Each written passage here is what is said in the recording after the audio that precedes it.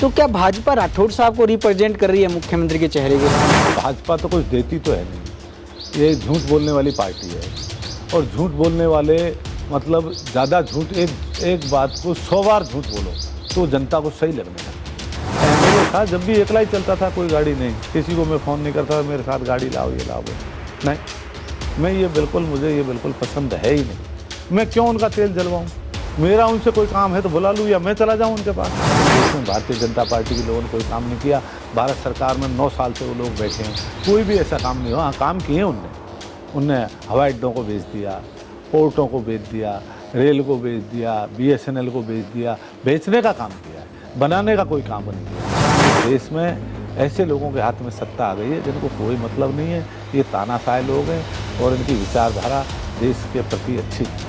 हिंदू मुस्लिम के दंगे हुए थे कुछ समय पहले, सांप्रदायिक सद्भावना को ठेस पहुंचाने की बात की गई थी, इसके पीछे क्या कारण है? अब कुछ नहीं, षड्यंत्र के तहत झगड़ा हुआ है। कुछ लोगों का तो ये भी कहना है ये भाजपा द्वारा प्रायोजित था। हाँ, भाजपा द्वारा प्रायोजित झगड़ा था और भाजपा तो झगड़े कराती है। भाजपा तो अभी देख लो, हमारे एक मध्य प्रदेश में आदिवासी के ऊपर पेशाब कर दिया भाजपा नेता ने, तो उस पर तो नहीं बोल रहे भाजपा के नेता।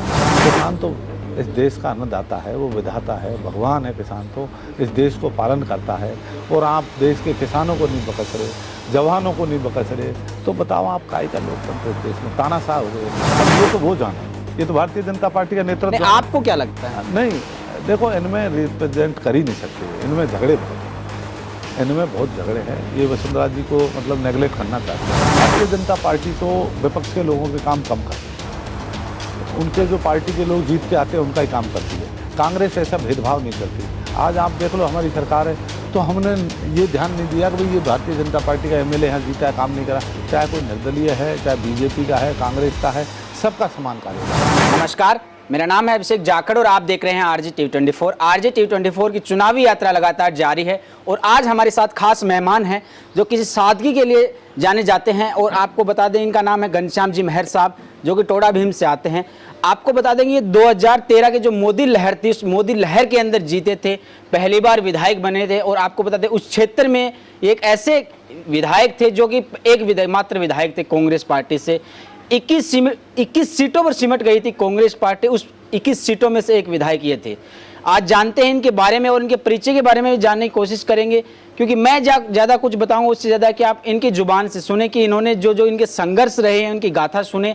और आपको बता दें कि कांग्रेस पार्टी के प्रति इनका जो प्रेम कह सकते हैं या जो एक वफादारी कह सकते हैं वो भी बताएंगे, क्योंकि 2018 में कांग्रेस पार्टी ने इनका टिकट काट दिया था। उन सब के बारे में जानने की कोशिश करें। नमस्कार सर, आपका RJTV24 पर स्वागत है। नमस्कार सर, सबसे पहले तो मैं आपके परिचय के बारे में जानना चाहूँगा, तो आप थोड़ा सा हमारे दर्शकों को एक संक्षिप्त में परिचय के बारे में बताइए सर। एक्चुअली मैं किसान परिवार से हूँ, मेरे फादर भी सरपंच रहे हैं और उनके सरपंच रहते हुए हमें भी राजनीति का एक चस्का लग गया था। मैं 1987 में यूथ कांग्रेस से जुड़ा जी, और जिला कांग्रेस की, मैं सवाई माधोपुर के जिला यूथ कांग्रेस का मैं उपाध्यक्ष रहा। उसके बाद लगातार कांग्रेस की यात्रा हमारी चालू हुई।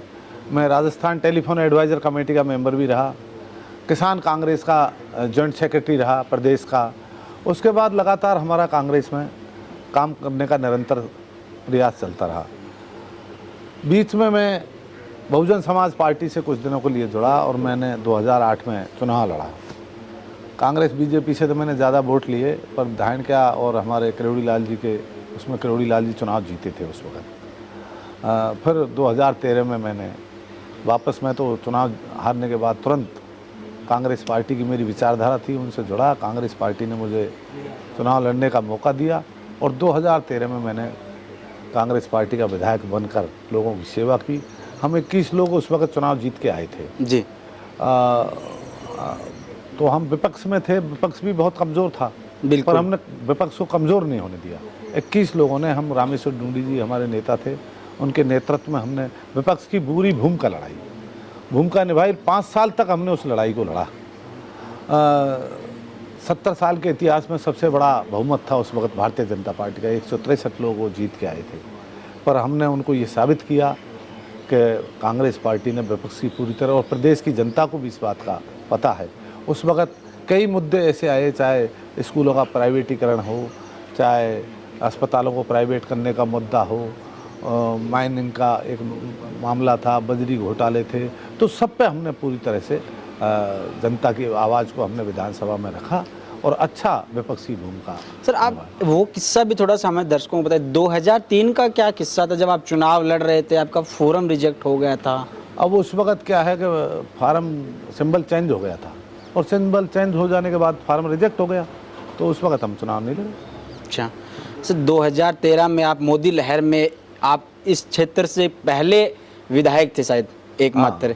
पर वो तो साहब जनता का आशीर्वाद से विधायक बनता है, चाहे वो लहर कोई भी हो, जनता का आशीर्वाद हमारे ऊपर था तो जनता ने हमें चुनाव दिया। लेकिन 2018 में ऐसा क्या हुआ कि आपसे सेकंड नंबर पे रहने वाले नेता को कांग्रेस पार्टी टिकट देते थे और आपका टिकट काट देते? राजनीति में सब चीज़ संभव है, आप जानते हो, राजनीति में सब चीज़ संभव है, चलता रहता है। पर हमें टिकट नहीं दिया तो हमने पार्टी का काम किया और पार्टी के आदेश की पालना की, कहीं कोई गड़बड़ नहीं की। उस समय कोई ऐसा ख्याल नहीं आया कि पहले भी मैंने निर्दलीय चुनाव लड़ा है, बसपा से लड़ा है, नहीं, इस बार क्यों ऐसा फिर दांव खेला जाए? हमारी देखो शुरू से हमारे ग्रैंडफादर के टाइम से हमारे फादर भी कांग्रेस के कार्यकर्ता रहे, सरपंच रहे लंबे समय तक, तो हम तो ये हमारा परिवार कांग्रेसी है, तो हमारी विचारधारा कांग्रेस से जुड़ी हुई है। न हमने ऐसा कोई विचार रखा, न हमने कोई चुनाव लड़ा, पार्टी की जहाँ जहाँ हमसे पूरी मदद हुई वो हमने काम किया। अच्छा, 2013 के जो चुनाव थे उसमें आप विधायक बनकर निकले थे, तो उस समय ऐसे कौन से कार्य करवाए जो आपने जनता के लिए टोडा भीम की विधानसभा क्षेत्र नहीं, जैसे हमारे चंबल के पानी की योजना थी, उसके लिए हमने आंदोलन किया, 67 दिन तक हमारा आंदोलन चला और हमने सरकार को झुकाया, उस योजना को लागू करना पड़ा, उसमें बजट और एक्स्ट्रा उन्होंने दिया और वो काम चालू हुआ। और बहुत सारी ऐसी वो थी आंदोलन हमने सड़कों के लिए भी किया, पर वो सड़क नहीं बना पाए भारतीय जनता। 1-2 सड़क बनी, यूनुस खान जी उस वक्त मंत्री थे, उनने एक सड़क सैंक्शन करके नादोती से गंगापुर तक की जो बहुत ख़राब सड़क थी उसको बनाया, पर वो अच्छे हमारे टाइम पर जो रोड बनी वो आज भी इस तरह से है, ठीक है, उसमें कोई खराबी नहीं। इसके पीछे कारण क्या था कि मतलब आपके क्षेत्र में इतने विकास के कार्य नहीं हो पाए? आप क्षेत्र में विधायक रहे, भाजपा की सरकार थी, तो देखो भारतीय जनता पार्टी तो विपक्ष के लोगों के काम कम करती है, उनके जो पार्टी के लोग जीत के आते हैं उनका ही काम करती है। कांग्रेस ऐसा भेदभाव नहीं करती। आज आप देख लो हमारी सरकार है तो हमने ये ध्यान नहीं दिया कि भाई ये भारतीय जनता पार्टी का एमएलए यहाँ जीता है, काम नहीं करा, चाहे कोई निर्दलीय है, चाहे बीजेपी का है, कांग्रेस का है, सबका समान कार्य करा। सब जगह स्कूल, कॉलेज, मेडिकल कॉलेज सब जगह खोले, ऐसा कोई भेदभाव नहीं किया और भेदभाव करना भी नहीं चाहिए। लोकतंत्र है, अब जनता ने भारतीय जनता पार्टी का एमएलए बना दिया, या कांग्रेस का बना दिया, या निर्दलीय बना दिया, या बसपा का बना दिया, तो जनता ने तो उनकी भावना के अनुसार वो उसको जिताया ही है, तो फिर जनता का दोष थोड़ी है जी।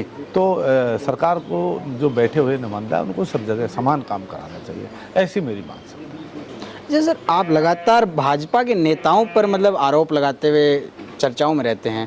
बीते दिनों आपने एक ट्वीट किया था गजेंद्र सिंह शेखावत को लेकर, वो कोई जो आयुष्मान भारत योजना है उसमें 5 लाख तक का उपचार फ्री मिलता है, तो उसी को लेकर आपने एक ट्वीट किया था कि जो गहलोत सरकार है वो 25 लाख तक का दे रहे हैं, भाजपा के लोग भी उसका लाभ उठा सकते हैं। देखिए साहब, भाजपा तो कुछ देती तो है नहीं, ये झूठ बोलने वाली पार्टी है और झूठ बोलने वाले मतलब ज़्यादा झूठ, एक बात को 100 बार झूठ बोलो तो जनता को सही लगने लगती है। बाकी काम वाम कुछ नहीं हो रहा इस देश में। भारतीय जनता पार्टी के लोगों ने कोई काम नहीं किया। भारत सरकार में 9 साल से वो लोग बैठे हैं, कोई भी ऐसा काम नहीं हुआ। हाँ, काम किए उनने हवाई अड्डों को बेच दिया, पोर्टों को बेच दिया, रेल को बेच दिया, BSNL को बेच दिया, बेचने का काम किया है, बनाने का कोई काम नहीं किया। लोकतंत्र को कमज़ोर करने का काम किया है, ये काम उन लोगों ने किए बखूबी। बाकी इस देश को महंगाई का तोहफा दिया है। आज तेल देख लो, पेट्रोल देख लो, डीजल देख लो, गैस देख लो, त्राहि माने लोग, या फिर झगड़े देते हैं वो लोगों को तोहफे में, हिंदू मुसलमान कराते हैं, मंदिर मस्जिद कराते हैं। विकास की राजनीति वो लोग नहीं करते। आपने हिंदू मुस्लिम की बात की, इसी से मुझे एक बात और याद आ गई। आप ही के क्षेत्र में करौली की साइड हिंदू मुस्लिम के दंगे हुए थे कुछ समय पहले, सांप्रदायिक सद्भावना को ठेस पहुंचाने की बात की गई थी, इसके पीछे क्या कारण था? अब कुछ नहीं, षड्यंत्र के तहत झगड़ा हुआ है। कुछ लोगों का तो ये भी कहना है ये भाजपा द्वारा प्रायोजित था। हाँ, भाजपा द्वारा प्रायोजित झगड़ा था और भाजपा तो झगड़े कराती है। भाजपा तो अभी देख लो, हमारे एक मध्य प्रदेश में आदिवासी के ऊपर पेशाब कर दिया भाजपा नेता ने, तो उस पर तो नहीं बोल रहे भाजपा के नेता, उसमें भी कुछ बोलना चाहिए ना। इसके बाद शिवराज सिंह चौहान ने बुलाया था ना उनको अपने घर वो आदमी कह रहा है शिवराज सिंह जी ने बुलाया, ठीक है, पर शिवराज सिंह जी जैसे आदमी के पैर धो रहे हैं, चन्ना मत ले रहे हैं, वो कह रहा है मेरे ऊपर बाथरूम किया ही नहीं और ये कह रहे हैं हमने बाथरूम किया है तुम्हारे ऊपर। ये कौन सी राजनीति, क्या साबित करना चाहते हैं इस देश में? जो इस देश में आदिवासी मूल निवासी है इस देश के, उनके ऊपर आप बाथरूम कर रहे हो, उनके सिर पे बाथरूम कर रहे हो, तो उसके लिए भी एक स्टेटमेंट दे देते ये लोग। जो आज आए दिन हिंदू मुसलमान की बात करते हो तो आप आदिवासियों की बात भी कर लो, तो कहाँ ये बात करते हैं? देखो इस देश को गलत दिशा में ये लोग ले जा रहे हैं, इस लोकतंत्र को ख़त्म करना चाहते हैं। इनने देखो किसी चीज़ में पार्लियामेंट में देख लो, आप आए दिन राहुल गांधी जी की सदस्यता ख़त्म कर दी, तो लोकतंत्र का अपमान नहीं है क्या? राहुल गांधी ने इनको साबित कर दिया, देश के नेताओं को, भाजपा को पता लगने लगा। 5000 किलोमीटर की यात्रा करके देश को चौंका दिया, क्या विश्व को चौंका दिया। इस आदमी में कुछ है स्टेपना, और वो भाईचारा का संदेश दे रहा है। वो कहता है कि मैं मोहब्बत की दुकान खोलूँगा इस नफ़रत के बाज़ार में, तो इस बात से चिढ़ हो रही है इन लोगों को। तो हमारा नेता ऐसा नहीं है, कमज़ोर नहीं है, डरने वाला नहीं है, और हम उनके सिपाही भी डरने वाले नहीं हैं। हम जनता की आवाज़ को उठाते रहेंगे, जनता की मांग को उठाते रहेंगे। ERCP के मामले में देख लो, आज हमारे प्रदेश में 13 जिलों में उसकी कितनी डिमांड जन, बच्चा, सब धर्म, सब जाति के लोग चाहते हैं कि ये योजना सैंक्शन हो, पर कुछ नहीं। प्रधानमंत्री 2 बार राजस्थान में आकर भाषण देंगे। इसके पीछे कारण क्या है? कारण कुछ नहीं है साहब, योजना तो उन्हीं की है। मैं MLA था, उस वक्त ये योजना बनाई थी, वसुंधरा जी मुख्यमंत्री थी, दिल्ली में मोदी जी प्रधानमंत्री थे, उस वक्त ये योजना बनी। योजना हमारी तो है नहीं, योजना उन्हीं की है, तो उसको राष्ट्रीय परियोजना घोषित करना चाहिए। और आज वो मुकर गए उस बात को कहकर। तो जो आदमी झूठ बोल के और वापस बदल जाते हैं, तो वो क्या जनता का भला कर सकते हैं, जबकि उनकी योजना है और हम तो उसको सैंक्शन करना, पैसा दे रहे हैं। गहलोत साहब ने तो कह दिया कि मैं 30% पैसे दे दूंगा, जबकि हमको 10% ही देना था। 90 और 10% होता है राष्ट्रीय योजनाओं। वो उन्होंने कहा 30 दे दूँ, 40 दे दूँ, 50 दे दूँ। आप करो तो सही, आप करना ही नहीं चाहते। उनने पैसा भी दे दिया, बजट भी सैंक्शन कर दिया, काम भी चालू हो गया, सर्वे हो गया, पर ऐसा नहीं होना चाहिए। आप जनता को मत पीछे। मेरा प्रधानमंत्री जी से आपके माध्यम से निवेदन है कि आपको इस योजना को राष्ट्रीय परियोजना घोषित करनी चाहिए, जल्दी से जल्दी करनी चाहिए। अभी गजेंद्र सिंह जी आए थे, जल संसाधन मंत्री, उन्होंने कहा कि आप भारतीय जनता पार्टी की सरकार लाओ, तब देखते। आप सरकार बनेगी तभी आप देखोगे, कांग्रेस की सरकार रहेगी आप कोई योजना लागू नहीं करोगे। ये तो आपने वीडियो में भी देखा, बिल्कुल देखा था। देखा तो शेखावत साहब ने राठौड़ साहब के लिए बोला था, राठौड़ साहब के लिए बोला कि भाई इनको बनाओ सरकार, इनकी सरकार आएगी तब हम ये कर देंगे। तो ये क्या बात हुई? मतलब इनकी सरकार आएगी जब ही करेंगे, जब ही हम बाथरूम करेंगे। इससे एक चीज और जानना चाहता हूँ, तो क्या भाजपा राठौड़ साहब को रिप्रेजेंट कर रही है मुख्यमंत्री के चेहरे के लिए? अब ये तो वो जाने, ये तो भारतीय जनता पार्टी का नेतृत्व। आपको क्या लगता है? नहीं देखो, इनमें रिप्रेजेंट कर ही नहीं सकते, इनमें झगड़े बहुत हैं, इनमें बहुत झगड़े हैं। ये वसुंधरा जी को मतलब नेगलेक्ट करना चाहते हैं, कभी किसी की बात करते हैं। पहले गजेंद्र सिंह जी को लाए तो वो घोटाले में हो गए, तो वो उनकी छवि खराब हो गई। तो अब ये कोई नए आदमी पे दाव, कभी बिरला जी का नाम लेते, कभी किसी, ये एक मत नहीं है और इनमें एकता हो ही नहीं सकती, क्योंकि ये सिर्फ सीट के और सत्ता के भूखे हैं। जो सत्ता का भूखा आदमी होता है, वो कांग्रेस कभी सत्ता की भूखी नहीं रही। राहुल गांधी जी आज भी उस तरह काम कर रहे हैं, चाहे किसानों की बात हो, चाहे युवाओं की हो, चाहे रोजगार की हो, कोई बात हो। सत्ता में है नहीं है, हमको जनता का काम करना है, जनता का भाईचारा पैदा रखना है और लोगों की बातों को उठाना है। तो यही लोकतंत्र है और क्या है। आप सत्ता में आएंगे तभी काम करेंगे, जब भी बात करेंगे। नहीं, सत्ता में हो मत हो, आपको जनता की निरंतर आवाज़ उठाते रहना चाहिए। चलिए आपके क्षेत्र की तरफ लौट चलते हैं। आपके क्षेत्र में क्या क्या समस्याएं नजर आ रही है आपको? अभी भी आप क्षेत्र में जाते हो? में पानी की एक समस्या है, विशेषकर पानी की कमी आई है। और हमारे यहाँ क्या पूरे देश में ही कमी, प्रदेश में ही कमी है, बिल्कुल, पर हमारे पूर्वी राजस्थान में पानी की बहुत कमी है। तो हमारे यहाँ जैसे चंबल की योजना है, इसको भी लेफ्ट होके अगर ये आगे बढ़ेगा तो इससे कुछ फ़ायदा होगा। ERCP अगर जल्दी लागू हो जाती है, देखो ये बड़ी योजना है, अगर प्रधानमंत्री जी इसको कर देते हैं तो हम तो उनको धन्यवाद देंगे, पर वो करेंगे नहीं, ये मैं जानता हूँ कि वो करेंगे नहीं, इसको बिल्कुल नहीं करने वाले हैं। क्योंकि 3 साल से लगातार लोग आंदोलन कर रहे हैं, हमने भी आंदोलन किया, हमने भी यात्रा निकाली लाहौत कुंड से नादोती तक, फिर मेहंदीपुर बालाजी से लेकर हम किसान आंदोलन तक, वहाँ भी यात्रा निकाली। ERCP के लिए बहुत लोग काम कर रहे हैं और करना चाहिए, ये जनता की जुड़ी हुई मांग है, इसमें सब जाति धर्म लोगों का हित है, पर वो लोग इसको नहीं सैंक्शन करने वाले। मेरा मानना है प्रधानमंत्री इस मामले में अड़ामेंट है। आप किसान आंदोलन की बात कर रहे हैं, किसान आंदोलन को कैसे मानते हैं आप? मतलब सही था, गलत था? मतलब देखो, किसान तो इस देश का अन्नदाता है, वो विधाता है, भगवान है। किसान तो इस देश को पालन करता है और आप देश के किसानों को नहीं बकस रहे, जवानों को नहीं बकस रहे, तो बताओ आप काहे का लोकतंत्र इस देश में? तानाशाह हो गए लोग, तो 700 किसान शहीद हो गए, और 12 महीने तक वो आंदोलन करते रहे, आपने सुनी नहीं। यूपी में चुनाव आ गए, जब थोड़ा बहुत आप इधर उधर की बात करके उसको फिर टाल दिया। तो आज उस मुद्दे पर आपने बात की है तो उसको पूरा करना चाहिए। पहलवान भी धरने पे बैठे थे कुछ अजी दिनों। पहलवान क्या कोई बैठे रहे, उनके कोई फर्क पड़ने वाला नहीं। पहलवान हमारा गौरव है, खिलाड़ी हमारे गौरव है देश के, और आप उनको घसीट घसीट के, उसी दिन तो लोकसभा का उद्घाटन हो रहा है और उसी दिन हमारे देश के जो पहलवान हैं, खिलाड़ी है, उनका अपमानित कर रहे, बच्चियों को कर रहे हो। कितना दुर्भाग्य की बात है कि बहन बेटियों की आप इज्जत लूट रहे हो और उनको सड़क पर घसीट रहे हो। इससे बुरी बात क्या हो सकती है। इस देश में ऐसे लोगों के हाथ में सत्ता आ गई है जिनको कोई मतलब नहीं है। ये तानाशाह लोग हैं और इनकी विचारधारा देश के प्रति अच्छी नहीं है। आपके क्षेत्र में अभी एक हाल ही में एक दलित लड़की की गोली मारकर हत्या कर दी गई, उसके मामले में आप भी चर्चाओं में रहे थे, क्या कहना है? उसके Actually, पीछे क्या कारण था? उस क्या लड़की दलित लड़कियों पे या दलितों पे अत्याचार खूब ज़्यादा हो रहे हैं देखो, कांग्रेस सरकार अत्याचार तो में? किसी भी दलित पे भी, या आदिवासी हो या जनरल का हो, कोई उच्च वर्ग का हो, दलित मतलब अत्याचार किसी पर नहीं होना चाहिए, मेरा मानना है। अत्याचार तो भाई हर आदमी तो सक्षम होता नहीं, सभी समाजों में गरीब आदमी भी होते हैं, दलितों में भी होता है, एसटी में भी, एससी में भी, जनरल में भी, ओबीसी में, सब में होते हैं। बिल्कुल। पर उनका न्याय मिलना चाहिए, मेरी मांग है। और हमारी मांग सरकार से यही थी। हम गए, हमारी कलेक्टर साहब से बात हुई, एसपी महोदय से बात हुई, उनने कहा हम हर संभव इसमें मदद करेंगे। उनने आर्थिक सहायता के लिए भी कहा, उनने उसको नौकरी के लिए भी कहा, सारी बातें मांग मान ली और वो जो मुलजिम थे उनको गिरफ्तार भी किया। और हमने ये कहा कि भाई कड़ी से कड़ी सज़ा ऐसे लोगों को मिलनी चाहिए। लेकिन तो इसमें कहीं कोई दो मत नहीं थे, उनका मानना भी, पर वो उसको राजनीति में बदल देते। ये वो कौन? आप किरोड़ी लाल जी मीणा की बात कर रहा हूँ मैं। हाँ, तो उनको क्या है, पॉलिटिक्स कर देते हैं वो कोई चीज़ में। तो पॉलिटिकल नहीं देखना चाहिए। जिस घर में जिस व्यक्ति की घटना होती है वही जानता है या भगवान जानता है। उस पर आपका बयान आया था लाशों पे राजनीति करते हैं। हाँ, वो गलत बात है, नहीं करनी चाहिए, इस तरह नहीं होना चाहिए। ये घटनाएं बाय द वे दुर्भाग्य है, ऐसा होना नहीं चाहिए।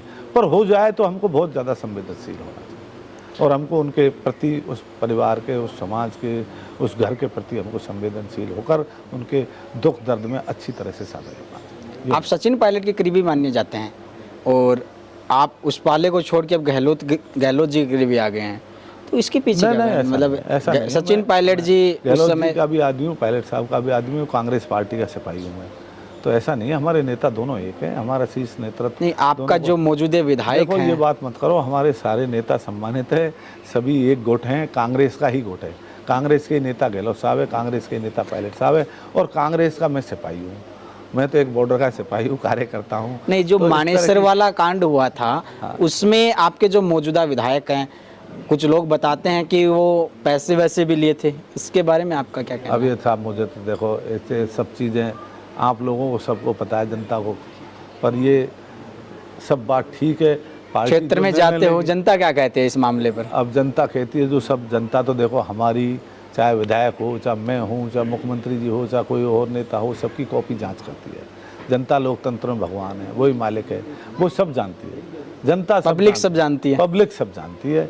तो पब्लिक इन सब की कॉपी चेक कर रही है, तो उनको जो जचेगा वो नंबर दे देंगे। आप कितना नंबर देना चाहोगे विधायक जी को? नहीं, मेरे से मत पूछो, ये जनता देगी, मैं देने वाला कुछ नहीं, मैं तो एक व्यक्ति हूँ भाई, मेरे से नंबर मत दिलाओ, नंबर तो जनता देगी, मैं नंबर नहीं दे सकता। अच्छा सर, विधायक जी हमारे 2-2.5-3 लाख वोट हैं, तो वो लोग देंगे, एक व्यक्ति थोड़ी दे सकता है नंबर। और वो उनने मन बना ही लिया होगा जनता ने, क्या करना है क्या नहीं करना है इसके लिए। अच्छा, जनता से जुड़ा हुआ एक सवाल आया मुझे कि पिछली बार जो कांग्रेस पार्टी है उन्होंने पैसे, धनबल, बाहुबल के बदौलत उनको टिकट दिया था, लेकिन अब जनता की पुकार है कि महर की लहर चली है टोडा भीम में। अब ये तो साहब जनता ही बता पाएगी। देखो, मैं तो कांग्रेस का कार्यकर्ता हूँ, जनता का सिपाही हूँ, जनता का सेवक हूँ। मेरे को जनता आशीर्वाद देगी और कांग्रेस पार्टी आशीर्वाद देगी तो मैं निश्चित रूप से पार्टी की सेवा करूँगा, जनता की सेवा करूँगा। अच्छा सर, ये मेरे हाथ में। आपकी जो सादगी है ये कैसे मतलब आप कर लेते हो? मतलब क्योंकि आजकल जो नेता होते हैं, धनबल, बाहुबल, गाड़ियों का जो काफिला होता है। नहीं, मुझे कोई ज़रूरत नहीं, मुझे जनता का आशीर्वाद है, मैं इन चीज़ों में विश्वास नहीं रखता और न मैं ऐसा आदमी हूँ। मैंने सुना आप नुक्कड़ पे बैठ के भी चाय पी लेते हो जनता के बीच में। नहीं, मैं तो रोज़ बैठता हूँ, रोज़ पीता हूँ, रोज़ ऐसे मेरे, मैं बस में बैठ के आ जाता हूँ, मेरा इन चीज़ों कोई परहेज नहीं है। और आजकल जो कल्चर चल रहा है नेताओं का, वो गलत कल्चर चल रहा है। मेरा मानना है जो सुविधा मुझे आज मिल रही है और वो कल नहीं मिले तो फिर मेरा डिप्रेशन में जीऊँगा मैं। तो व्यक्ति को ऐसे ही रहना चाहिए, उसी स्तर पर रहना चाहिए, उसी स्तर की सुविधा लेनी चाहिए जो जीवन भर ले सके। ऐसा नहीं मैं आज बड़ी बड़ी गाड़ियों में घूमूं, कल मुझे वो गाड़ी नहीं मिले मैं रिक्शे में घूमूं तो लोग कहेंगे बोलो इसके क्या हाल हो गए। तो आदमी को इसी स्तर पर रहना चाहिए जिस स्तर पर वो जीवन भर रह सके, कभी हवा में नहीं होना चाहिए। और जो 50-50, 100-100 गाड़ियाँ लेके चले फिर बाद में नहीं मिलेगी तो फिर आदमी को बुरा नहीं लगेगा, वो खुद को महसूस होगा यार क्या हो गया, तो वो आदमी अपने आप को डिप्रेशन में कमज़ोर महसूस करता है। तो मैं एमएलए था जब भी अकेला ही चलता था, मैं एमएलए था जब भी अकेला ही चलता था, कोई गाड़ी नहीं, किसी को मैं फ़ोन नहीं करता था मेरे साथ गाड़ी लाओ ये लाओ बोलो नहीं। मुझे ये बिल्कुल पसंद है ही नहीं। मैं क्यों उनका तेल जलवाऊँ, मेरा उनसे कोई काम है तो बुला लूँ या मैं चला जाऊँ उनके पास। आप बुलाओ 10 आदमियों को बुलाओ, सरपंचों को बुलाओ, गाड़ी लेके आओ, उनका तेल जलेगा, उनका वो होगा, फिर हम लोग भी प्रेशर में आते हैं उनके में। जो लोग खर्चे करते हैं आए दिन, आप रोज़ खर्च कराते हो तो उनके प्रेशर में नहीं आएंगे आदमी। बिल्कुल। तो मैं ऐसा नहीं, मैं तो अगर मेरा काम है तो मैं सरपंच साहब घर चला जाऊँगा, उनके घर पहुँच जाऊँगा, बात कर लूँगा उनसे, या फिर मैं उनको अकेले को बुला लूँ। आप 10-10 गाड़ी 20-20 गाड़ियों का काफिला लेके आओगे तो खर्चा नहीं होगा, फिर मेरे को भी अहम पैदा होगा मेरे साथ कितनी गाड़ियाँ चल रही हैं। ऐसे नेता एक हमारे सीसराम मोला साहब थे, वो जनता जाती थी तो वो कहते थे मुझे ही बुला लेते या बुलावा भेज देते मैं आ जाता। हाँ तो ऐसे रहना चाहिए ना, उसमें क्या बात है। आप गनमैन रखो, पुलिस लगा लो, लबाजमा लगा लो, तो वो फिर बाद में दिक्कत करता है। और ज़्यादा बड़े नेता है तो उनको ज़रूरत है, हमको ज़रूरत नहीं है, हम तो छोटे कार्यकर्ता हैं, छोटे, और हमको इन चीज़ों में। अभी आपने पार्टी ने आपको उपाध्यक्ष बना दिया है। हाँ, कांग्रेस उपाध्यक्ष बनाया है मैं, हमारी पार्टी के शीर्ष नेतृत्व का, प्रदेश नेतृत्व का, और हमारे सभी सम्मानीय नेताओं का आदर करता हूँ। टिकट को लेकर कितना आश्वस्त किया है? टिकट को लेकर कितना आश्वस्त? नहीं, टिकट को देखो ये सब चीज़ें कोई आश्वासन नहीं है, पर पार्टी अच्छा ही निर्णय लेगी, जो भी लेगी। भाई उन लोगों में ज़्यादा दिमाग है, ज़्यादा उनकी सोच है, फिर वो जनता की भावनाओं को उनके अनुसार काम करती है पार्टियाँ। तो वो जो निर्णय लेगी वो हमारा सर्वधारी है, वो काम करेंगे हम। जी, आप ऐसा कोई संदेश जो आप हमारे चैनल के माध्यम से टोडा भीम के लोगों को कहना चाहें? मेरा संदेश यही है कि सभी जाति धर्म के लोगों को प्यार से रहना चाहिए, अच्छी शिक्षा लो, शहर गाँव में जो आजकल नशे का प्रभाव बढ़ रहा है वो उसको कम करना चाहिए, लोगों को जागरूक होना चाहिए और अच्छा एक माहौल होना चाहिए। तो और एक विकास की राजनीति करो। मैं तो और पार्टी के लोगों को कहता हूँ अच्छे भाईचारा की राजनीति करो, कोई इस तरह की द्वेष भावना पैदा मत करो, झगड़े की स्थिति पैदा नहीं हो, इस तरह की भावना रखता हूँ। और मैं तो क्षेत्र में जब भी जाता हूँ तो मैं लोगों से ये कहता हूँ सभी जाति धर्म के लोगों को साथ लेकर चलो, भाईचारे से रहो, प्रेम से रहो। जी, ऐसी मेरी सोच। शुक्रिया जी। ये थे हमारे साथ घनश्याम जी महर साहब, जो कि एक अपनी सादगी के लिए जाने जाते हैं। ये अपने क्षेत्र में लोगों की समस्याओं को लेकर जाने जाते हैं, क्योंकि ये कहते हैं कि जो धनबल बाहुबल के बदौलत आप राजनीति करते हो वो कुछ समय के लिए होती है, लेकिन अगर आप सादगी से रहोगे तो उसमें सुकून होगा। ऐसे नेता बहुत कम देखने को मिलते हैं अपने क्षेत्र में। अगर आपके क्षेत्र में भी ऐसे कोई नेता हो या कोई आपके जनप्रतिनिधि से सवाल करने हो तो आप हमें कमेंट सेक्शन के माध्यम से ज़रूर बताइएगा। और फिर मिलते हैं आपके क्षेत्र में, तब तक के लिए नमस्कार।